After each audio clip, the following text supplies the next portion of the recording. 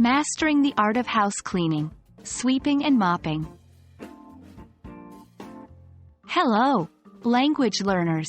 Today, we're going to dive into the world of daily routines and household chores, with a particular focus on cleaning and organizing.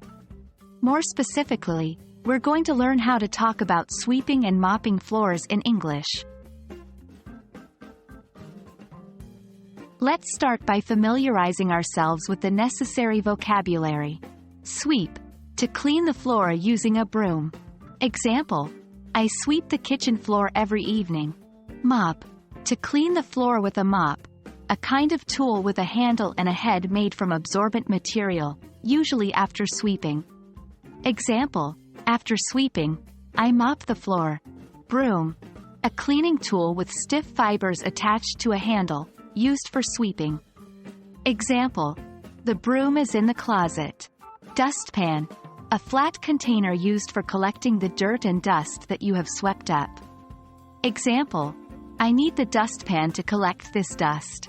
Bucket, a container with an open top, often used for holding water or other liquids. Example, I fill the bucket with warm water and soap to mop the floor. Now that we're familiar with the vocabulary, let's construct some sentences related to sweeping and mopping. Before I mop the floor, I always sweep it first to get rid of any dust or loose dirt. I prefer to use a soft broom for sweeping because it doesn't scratch the floor. After sweeping, I collect the dirt with a dustpan and then start mopping. I add some floor cleaner to the water in the bucket before mopping the floor. Remember to rinse the mop frequently when you're mopping, so you don't spread the dirt around.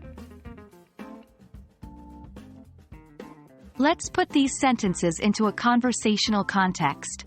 Person A, could you tell me about your cleaning routine? Person B, sure. First, I sweep the floor using a soft broom. Then, I collect the dirt with a dustpan. After that, I prepare a bucket with warm water and a little bit of floor cleaner. Finally, I mop the floor, making sure to rinse the mop frequently. That's it for today's lesson, everyone. We've learned important vocabulary and phrases related to sweeping and mopping floors, constructed meaningful sentences, and practiced using these in conversation.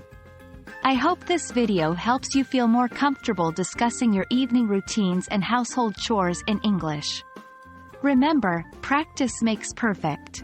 Keep cleaning, keep speaking, and I'll see you in the next video.